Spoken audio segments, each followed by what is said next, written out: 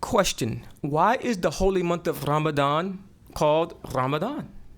Maybe some have asked that question. I don't know, maybe the Maulinas have addressed that this past few days. But why is the holy month of Ramadan called Ramadan? We know that Allah subhanahu wa ta'ala doesn't do anything, for jest or play. There's a reason behind everything. Firstly, the Arabs like to name their months in relation to the temperature or the environment during those months. And the holy month of Ramadan, which is the 9th month on the lunar calendar, happens to fall, I guess, overseas in hot months. And in the dictionary, Ramad, which means scorchedness or parchedness due to extensive heat. Ramad. Ra, Mim, Dad. Ramad. Also, Ramda means scorched earth. So obviously, the root of Ramadan has to do with heat and intensive heat. So obviously, we have to go to Rasulullah sallallahu alaihi wasallam. Now, keep in mind, I just mentioned that Ramad means scorchedness or parchedness due to excessive heat, and that Ramda means scorched earth. Now, Rasulullah sallallahu alaihi wasallam had mentioned that إِنَّمَا سُمِيَ الرَّمَضَانُ لَأَنَّهُ يَرْمَدُ الذُّنُوبِ. Verily, the month of Ramadan is named such because it burns away the sins or cooks away the sins. And it's a blessing that if we fast properly, our sins will be melted away. This just like the sun can have its effect on the land, make the land hot. And heat is a purifier. Heat is a purifier. And so during the month of Ramadan, inshallah, we are made of clay and we should be going through a purification process, inshallah. But nonetheless, that's where the name, the holy month of Ramadan, has its root in the words being heat, scorched earth, or parched land, because we're made of clay. As well. But nonetheless, just a little information. Now, I guess something that needs to be repeated and repeated and repeated 1,000 more times is that the holy month of Ramadan is not about leaving food and drink. As I've mentioned, and I reiterate for those who've come in, if you think the holy month of Ramadan is only about leaving food and drink, you will only leave the holy month of Ramadan with a slimmer stomach and maybe, a little more pep in your step due to losing a few pounds. Not much more than that. But if you look at this holy month of Ramadan as it should be looked at, as abandoning or abstaining from all haram and makruh things, then you will leave this holy month of Ramadan also with a slimmer waistline, and also with a little more pep in your step, but more importantly, closer to Allah subhanahu wa ta'ala, and this should be our goal, inshallah ta'ala. Now, obviously, let me say this. It is possible. If you don't remember anything that I say today, it is possible to go through this holy month of Ramadan and not benefit one bit from it. We seek refuge from that, but yes, it is possible to leave food and drink and come out of this holy month without being purified of our sins. It's important that we understand this so we pay more attention to our conduct throughout this month. And inshallah, you will hear from the imams. I will read to you verbatim what the imams have said about this very fact. So it's important that we understand that, yes, it is possible to go through this month, leave food and drink, and not benefit anything but hunger and thirst. So we need to be mindful of that so we don't fool ourselves. And it will be clarified more from the imams themselves as I read some of their very informative and very important narrations concerning this holy month. Now, first and foremost, Amir al-Mu'mineen, Ali alayhi salatu wasalam, had mentioned,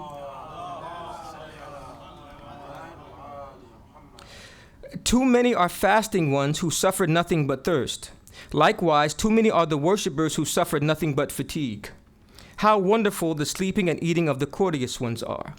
Now, obviously, this is one of the milder of the narrations that I'm going to bring to you of the possibility, which we do not want to fall under, where we can come out of this holy month of Ramadan with only benefiting or only suffering thirst and hunger. And then tradition is funny, because not funny meaning hilarious, but it's unique because he mentions that sleeping and eating of the sincere ones is good. Obviously, sleeping is makruh all the time, and eating too. But even the sleeping and eating of the ones who are sincere is better than the leaving alone of food and the worship of those who are not sincere in their fasting to Allah subhanahu wa ta'ala. So it's important we understand that, because, many of us, there's a thing in Islam where we can deceive ourselves, or shaitan deceives us, or helps to deceive us into thinking we're doing something when we're really not.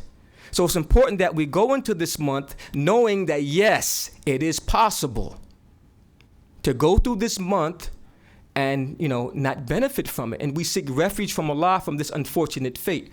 So nonetheless, I read it one more time with Imam Ali alayhi salatu wasalam, who said, "Too many are fasting ones who suffer nothing but thirst," meaning they do not benefit spiritually at all. They just come away thirsty and hungry. And he said, and also, too many are worshipers who suffer nothing but fatigue. Their prayers are not even accepted. They do all these amal for other than Allah, so it's like all they're doing is being tired. And we do not want to fall under that category. I'm going to ask this question. What is the purpose, among the purposes, give me one purpose of this holy month of Ramadan, to observe fast in this holy month of Ramadan? The number one purpose. I'm going to check my audience here. What's the number one purpose of observing fast in this holy month of Ramadan?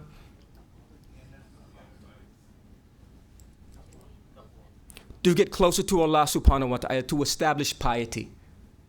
Not to slim the waistline, not to just, keep up appearances. It is to get closer to Allah subhanahu wa ta'ala.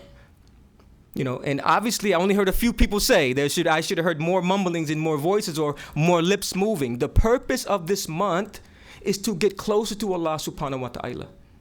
It should not be, but in many cases, to get back on track. It should be you're already on track and you're getting closer. But obviously in many cases we're getting back on track. But alhamdulillah, better late than never. Also, Imam Sadiq, Rasulullah sallallahu alayhi wa alihi wa sallam had said, "Too little is the fasting, and too much is the feeling of hunger." Too little is the fasting, and too much is the feeling of hunger. Most of the people aren't fasting, they're just hungry and thirsty. Very few of the people are sincerely and truly fasting. And when you study Islam, it's important that you can have a better understanding of a thing if you understand its opposite. So if you want to understand light, then you need to understand darkness. If you want to understand darkness, you need to understand light. So if you want to understand how to benefit from this holy month of Ramadan, you need to know what? How you can fail to benefit from this holy month of Ramadan. Salawat if you understand.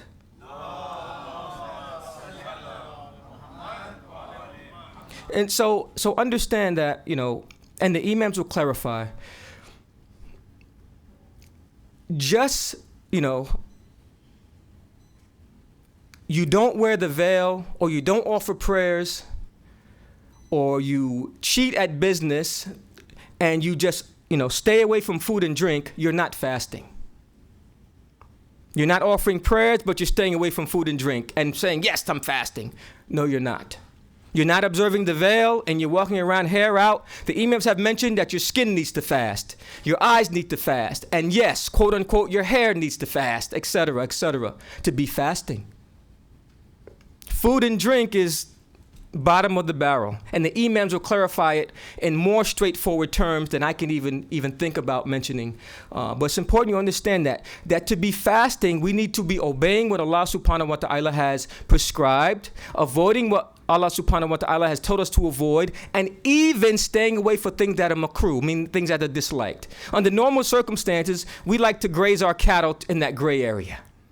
Instead of keeping our cattle away from that fence line that can go to the next property, we like to go up to that area where eventually some cattle is going to go over into the other property, which belongs to Allah. So in this holy month of Ramadan, we keep our cattle in the safe zone, away from that gray area. And that gray area is all those things that Allah dislikes, all those things that are makruh. So it's important that we be mindful of this. Now, to the meat and potatoes, I'm going to narrate from Imam Sadiq alayhi salam, if you send 3 loud salawats.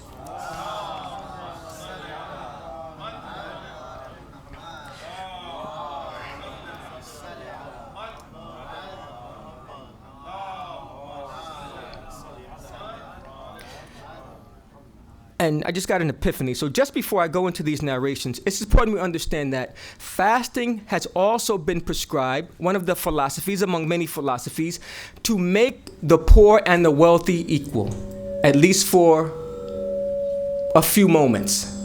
Because during the holy month of Ramadan, the rich people should endure those hunger pains and experience what the poor people go through involuntarily and regularly.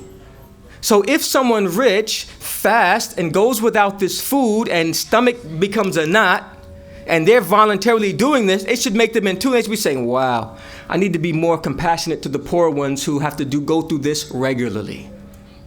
So this is another huge philosophy of the fasting of the holy month of Ramadan, to close the gap, at least for a short time, between as far as dunya is concerned, mind you, let me add that little footnote, as far as dunya is concerned, to close the gap so that those haves can be more compassionate to the have-nots. Because many of us, we throw away more food that can feed families. Or we have 4 or 5 servings, and the family can take that one serving and divide it amongst the family and be full, because that's how much food that they don't eat regularly. So one of the huge philosophies is that during this holy month, we should be in tune or become in tune with the have-nots. And understand this, brothers and sisters.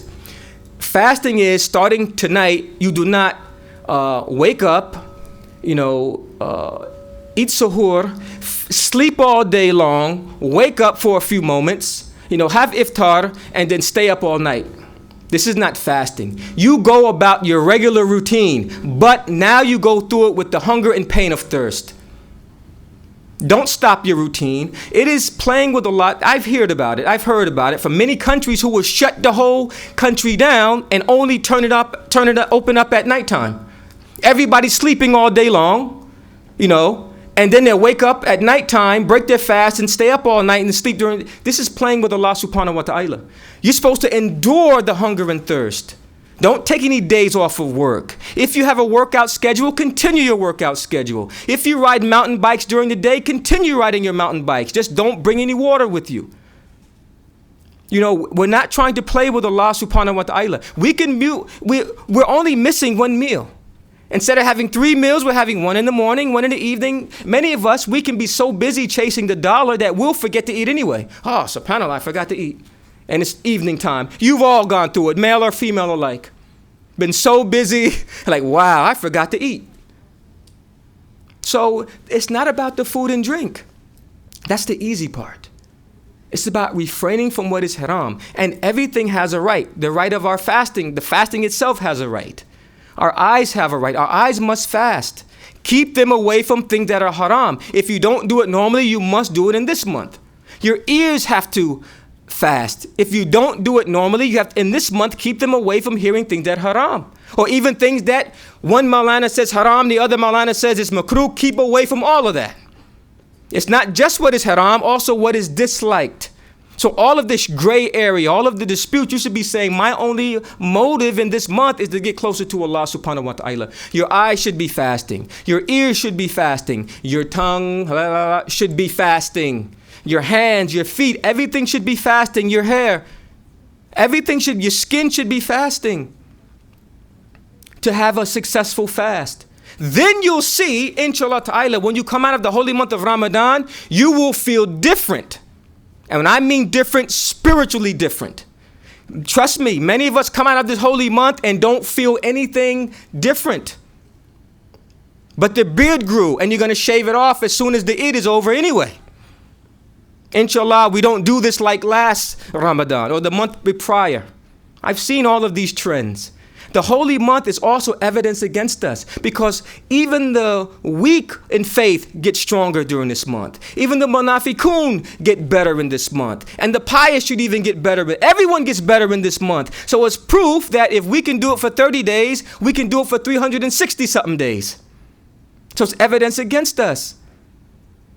If you can avoid what is haram and what is makruh for 30 days, you just, newsflash, you just have evidence against you that you can do it for the rest of your life. So think about this. You know, it's not something, as I mentioned, I know many of you seen these hospital movies, and some of you are nurses where you have I forget what the machine is called. EKG. And during the month of Ramadan. And then the rest of the other 11 months. In the month of Ramadan. And the rest of the other 11 months. That's not the way it's supposed to be. It's supposed to be up high all 12 months. Imam Sadiq alayhi salatu wasalam said every day should be like Ramadan. Every day should be like the holy month of Ramadan, because you've proven during the holy month that you can do it. Many of you say, oh, it's so hard, this Islam is so hard, but you do it during the month of Ramadan. So that's the evidence. You know, you testified against yourself. So on the day of Yawmul Qiyamah, when your mouth is sealed and you say, you know, and Allah asks you, why couldn't you do this or this? Why couldn't you follow the religion of Islam? You know, your body testifies against you that you did do it for 30 days. 30 days is not a short time. I mean, it's not a very long time, but it's a good number of days to do something. Salawat if it's correct.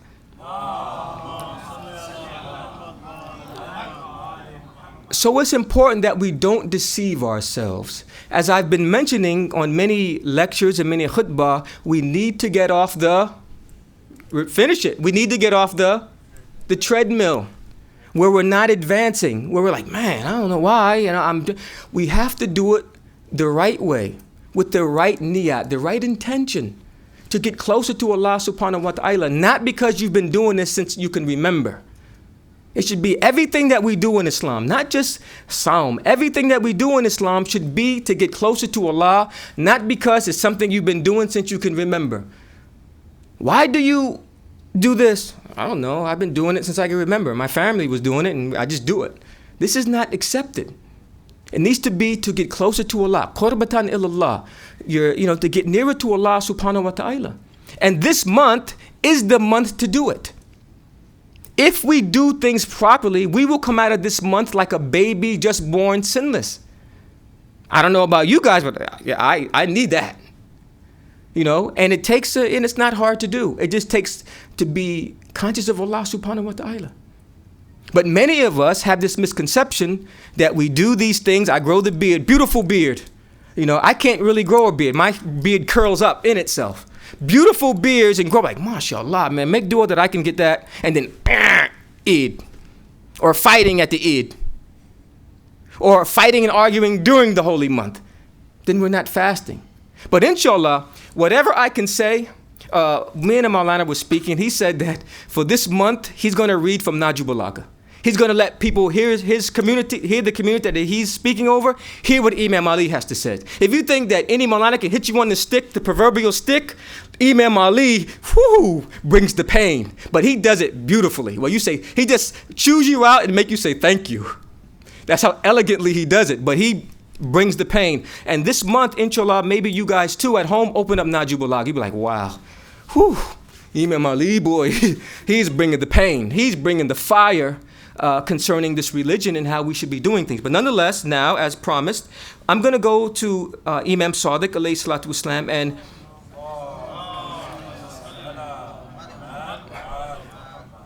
I'm not going to say Imam Sadiq said. And I'm not going to do that to disrespect. I want you to close your eyes and imagine that I am not here, that it's the Imam who's giving you this lecture like he gave it to his Shia during his time. So inshallah, I want you to use your mind's eye and put yourself in a situation where there is no Maulana here, where the real Maulana, I think that should be only applied to Ahlul Bayt anyway, Maulana, our master, that should only be applied to Ahlul Bayt. But nonetheless, that's another issue. The real Maulana, Imam Jafar Sadiq, alayhi salatu wasalam, who the Jafari school is named after, use your mind's eye, imagine that he himself is speaking this to you. So inshallah, I'm going to begin now, and Bismillahir Rahmanir Rahim. Verily, fasting is not abstinence from food and drink. Rather, when you observe fasting, you should keep your tongues from uttering falsehood.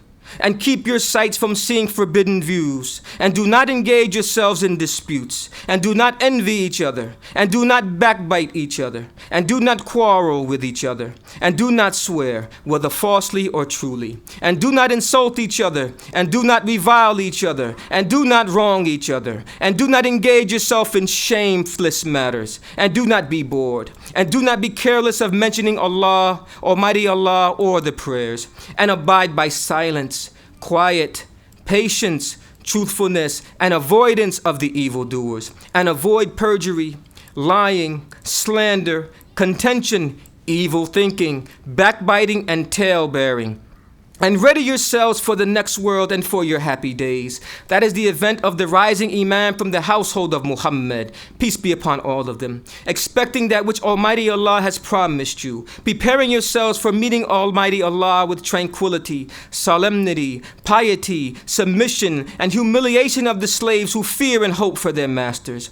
O observer of fasting, purify your heart from defects, and clean your inner self from filth, and wash your body from dirt, and disavow the enemies of Almighty Allah, and act sincerely before Him, and abstain from all that which has deemed unlawful for you to do in secret and in public, and fear Allah Almighty as He deserves in secret and in public, and dedicate yourself to Almighty Allah during the days of your fasting, and empty your heart from all things except Him, and ready yourself to do whatever is commanded by Him, and to do whatever He has ordered you to do.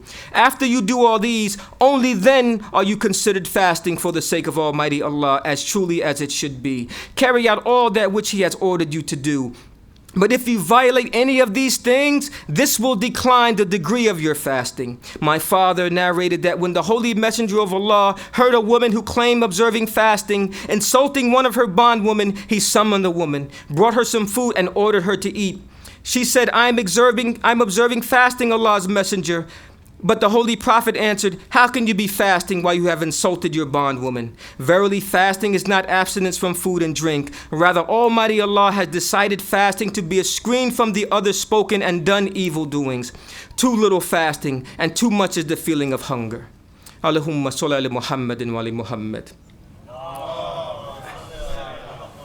Now, for those of you who paid attention to this lengthy narration, every Maulana could just have read this narration and left the minbar at that. Began it, opened up, read this narration, and left.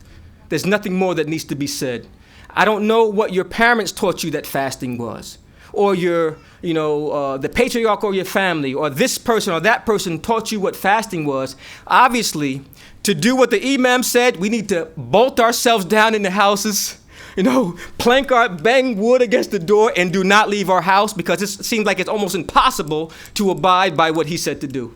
No backbiting, no slander, no evil doing.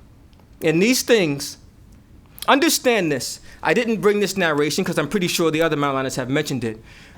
If you do backbiting, ghibat during this month, fasting is done for you. You still have to complete it, but it is void. That's how serious things are in this month. And he mentioned that if and listen, there are many things he mentioned that if you violate things, he said your fasting will reduce in degrees. So you can do some sins and stray, this and that, and your fasting will be accepted, but the worth will go down. For example, just to give an analogy, it was worth $1,000. Now it's worth $600. Now it's worth $300. And we want to get out without it being worthless. So as we violate all of the rules of Allah subhanahu wa ta'ala, let's right now say that our fasting before it starts is worth $1 million or $100 million, or $1 gazillion. And as we keep violating these laws during this month, that number goes down. Blick up, from 1 million to 100,000, from 100,000 to 1,000. We just keep plugging away at our fasting until it becomes worthless, and we don't want to get to that point. But there are some things. One of them is ghibat. That if you do ghibat during this month, your fasting is void. Period. And that is backbiting, which is probably one of the most difficult things to do, which is guard this tongue. As I mentioned, that fasting should be a protection on the tongue, the eyes, and so on and so forth. But one of the two things that Rasulullah sallallahu alaihi wa alihi wasallam had mentioned that can lead us to the hellfire? He said the two fleshes, one between the thighs and the other between the lips. You know, we are leaving the food and water, but we're yelling at people. We're at work yelling at our employees or arguing with a customer. Customer is always right in business. Newsflash. In this month, they're doubly right. They're right. No arguing with the customers. No yelling at your employees. No yelling at the kids. No yelling at your wife. No yelling at your husbands. Remember what the Rasulullah mentioned. There was a lady yelling at her bondwoman, at her servant. He said he ordered food and said, now eat. Oh, but I'm fasting, Rasulullah. You're what? That's fasting? Said, no, fasting is not about food and drink. It's about avoiding all these other evil doings that are spoken and done. This is the real fasting. And this is why it's important that we should have been, the Shia of Ali should have began warming up during when? Which month? Rajab. That was the warm-up. And phase 2 of the warm-up should have been, so you got the hunger and thirst out of the way. You got the irritation out of the way. So now when you get to this month, you're like, okay, I got the food and drink down pat. Now let me go and work on akhlaq and other issues of the soul. But in many cases, we don't make use of these other months. And then for the first 10 days, we're going to be irritable. We're going cold turkey starting the holy month of Ramadan. Angry. I'm fasting, leave me alone. You know, we've experienced this. We've experienced this at one time or another. Inshallah, it was way back, you know, first or second holy month of Ramadan. So please, brothers and sisters, we have to make use of this month. And realize that, you know, in this month, if someone was to, you know, actually, like as I mentioned, the Imams have mentioned that every month should be like Ramadan. Every day should be like the holy month of Ramadan, in which we are very tolerant of others and we are more concerned with getting closer to Allah subhanahu wa ta'ala. The Imam alayhi salatu wasalam also mentioned, and please listen to this, when you begin your day observing fasting, when you begin, this is everyday advice. You don't remember the long hadith I mentioned? Remember this, I recite it 3 times. When you begin your day observing fasting, you should make sure that your hearing, your sight, your hair, your skin, and all your organs are observing fasting. That is abstaining from not only the forbidden acts, but also the disliked ones. When you begin your day fasting, that's everybody. When you and I begin our days fasting, you should make sure that your hearing, your sight, your hair, your skin, and all your organs are also observing fasting. That is abstaining from not only the forbidden acts, but also the disliked ones. Also the makruh things. One more time, so I'm clear with Allah subhanahu wa ta'ala. When you begin your day observing fasting, and that is, now be specific. You know, Mahmoud, Ahmed, you know, all the names that I could call of all the brothers whose names I know. I'm speaking to you and also the other brothers and to myself first and foremost. That when we begin our day fasting, we should make sure that our hearing, our sight, our hair, our skin, and all of our organs are also observing fasting. That is from not only the haram acts, but also the makruh acts. As I've mentioned, and it will never end until Allah takes my soul, it's not about feeling good. Islam is not about feeling good. It's about being good. I don't want to give you so many hadiths like, oh, mashallah, hell, he got a lot of books, so many hadiths. No, it's not about this. I want to give you what you can understand clearly and benefit from. I want myself, my family, and all of my extended family this month, I don't know what happened last month, holy month of Ramadan, to fast properly. To when they get in their car, keep your eyes glued to that road. When you stop at the light or you're going through Walmart, keep your eyes glued to the ground. If you're going someplace where music is playing, be seeking refuge from Allah, not moving to it. All of these things that you know are haram, that you've been lackadaisical on at prior times, this holy month, you begin to abide by that haram and stay away from it. Begin to do what Allah has commanded. When you grow the beard this time more than a shadow, leave it. Ladies, those of you who are observing hijab this holy month, leave it. For those of you who have offered more than just the 5 daily prayers and have extended to the night prayer, continue it. Continue it. You know when the jihad is? You know when the real test is? It's not the holy month of Ramadan. It is the Eid. It's what you continue to take from this holy month. That is the test. You're going to do some wonderful things. You're going to do some things that Allah subhanahu wa ta'ala has given you the tawfiq. And your test is not doing them during the holy month. You've proven you can do that months prior. Your test is when the holy month ends and when you break your fast and when you pray your Eid al-Fitr, your Zakat al-Fitr, when you pay that you continue the things that you have established during this month. This is the test.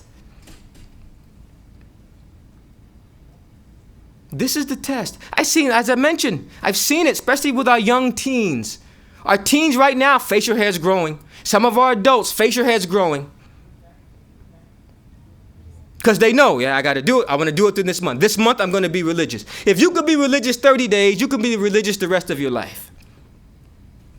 True or false? Salawat if this is the truth.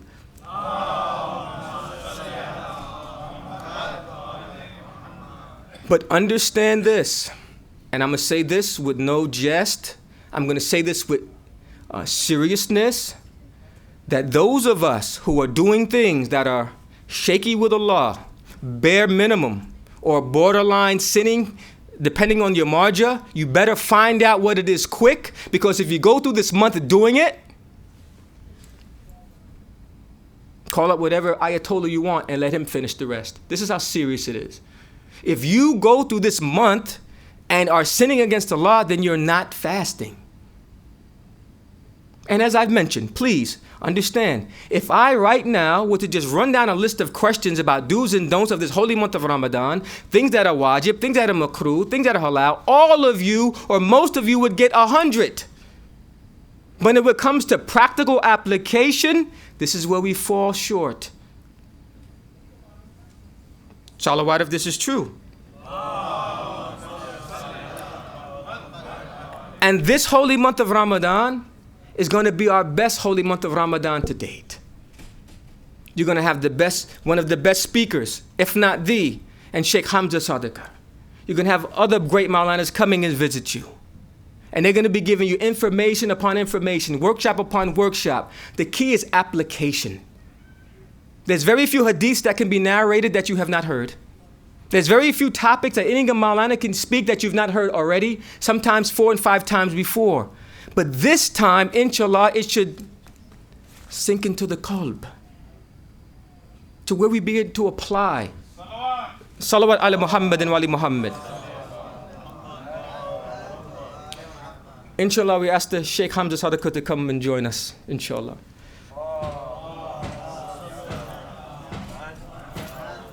I just mentioned his name and he arrives. Salawat ala Muhammadin wa ali Muhammad.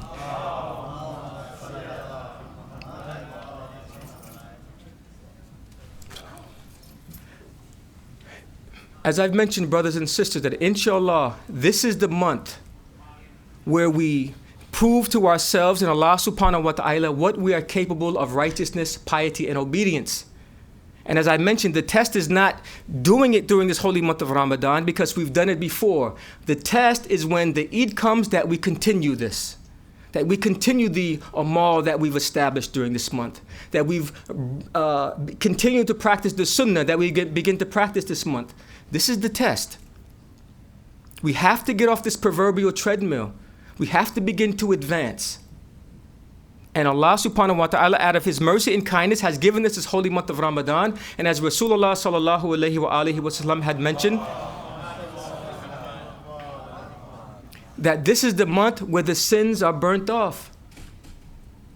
And as I've mentioned in the beginning, and I will close with this because it's very important, yes, we seek refuge from this, but it is possible to go through this month and not benefit except from hunger and thirst, have no spiritual benefits at all. And this is not what we want. As I've mentioned, and you've testified with your own voices, that the goal through this holy month is to, repeat it inshallah, to get closer to Allah subhanahu wa ta'ala. And to stay and to get closer and closer to Allah subhanahu wa ta'ala. So please be mindful of the narrations that I shared to you from Imam Sadiq alayhi salatu wasalam on what real fasting is. Obeying Allah subhanahu wa ta'ala explicitly. There's a saying that we have that, not that we have, but it's mentioned that whoever's obedient to Allah is a fundamentalist or an extremist. No. There's obedience and disobedience. Period. There's obeying Allah and disobeying Allah. Period. Following the teachings of Ahlul Bayt or not following the teachings of Ahlul Bayt. And this month has been proven, we advance our following of Ahlul Bayt. We advance in our ibadat. And we do many things that we don't normally do, that inshallah ta'ala, this, at the end of this month, and we benefit from it totally, we continue these wonderful things. And this is the goal. The goal shouldn't be just to successfully leave the food alone for this month. It's to get closer to Allah, and then when the month is over, to continue the same trend that we've established for these 30 days. Salawat if you understand completely.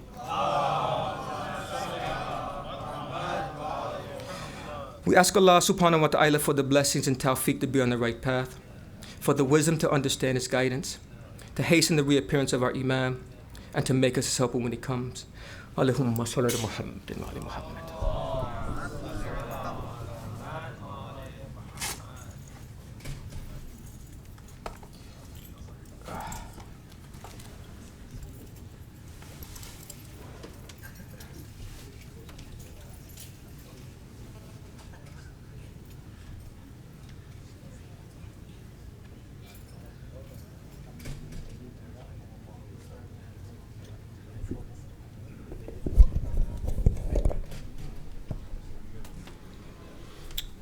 Jazakallah, Maulana. That was an excellent and enlightening speech.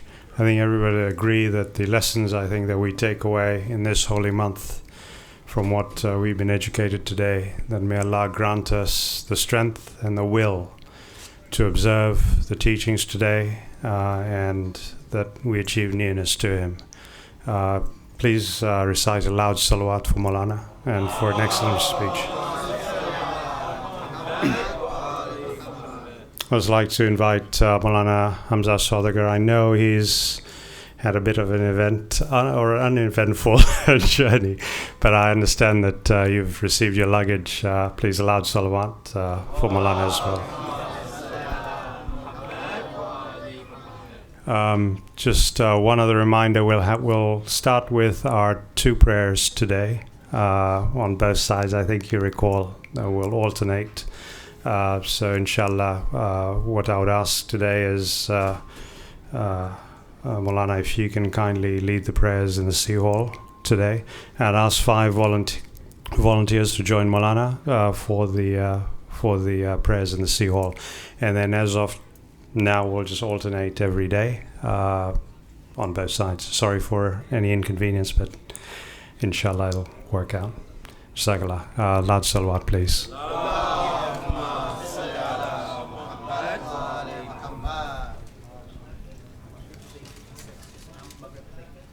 Sorry. Yes, Maghrib namaz will start. Azan will start at 8:56. So if you can take some time right now to get your wuzu done, and we'll start with the prayers. Jazakallah. Everything good?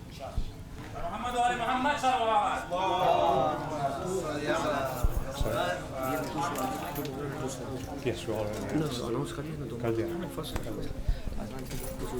Thank you so much.